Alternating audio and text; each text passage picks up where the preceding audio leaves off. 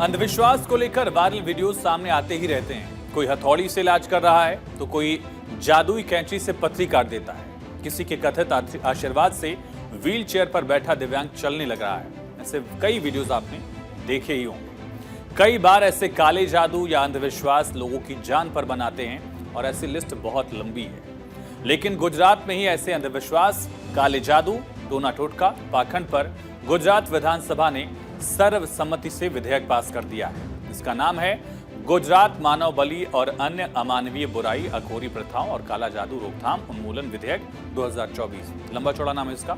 इसमें 50,000 तक का जुर्माना और 7 साल तक की सजा का प्रावधान रखा गया है। विधेयक के मुताबिक इस तरह के अपराध गैर जमानती होंगे। विधेयक का मकसद है लोगों को बुरी और डरावनी प्रथाओं से बचाया जाए। तो पाखंड पर प्रहार किया जा रहा है। काला जादू को लेकर यह विधेयक पेश किया गया।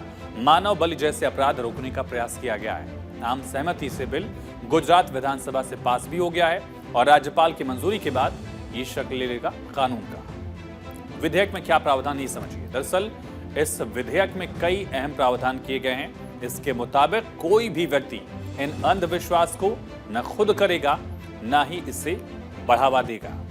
दोषी पाए जाने पर व्यक्ति को 6 महीने से 7 साल तक की सजा का प्रावधान रखा गया है और साथ में जुर्माना भी लगेगा। 5,000 से लेकर 50,000 रुपए तक का जुर्माना लगाने का प्रावधान इसमें है। और ऐसे मामले गैर जमानती होंगे।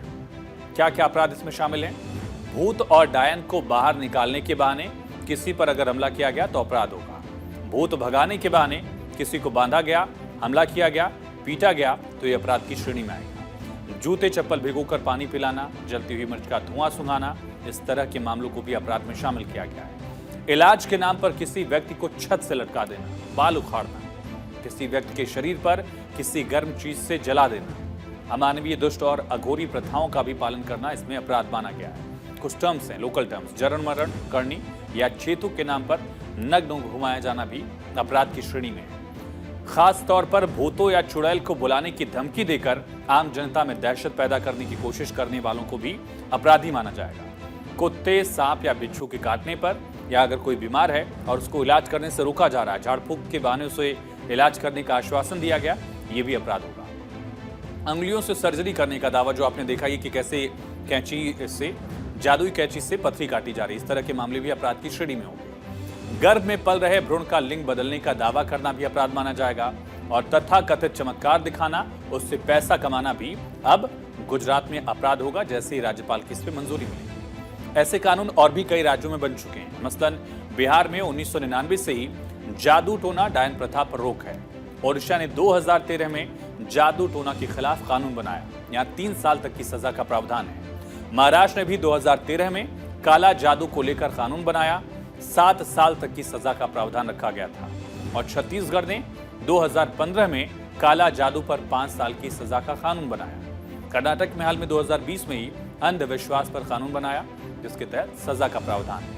ये जरूरी क्यों है, इसकी नौबत क्यों आन पड़ी, ये भी समझिए। दरअसल national crime record bureau NCRB का आंकड़ा है कि देश में 2001 से 2020 यानी कि 20 वर्षों में डायन बताकर 593 महिलाओं की हत्या कर दी गई। अब सोचिए आंकड़ा कितना बड़ा है।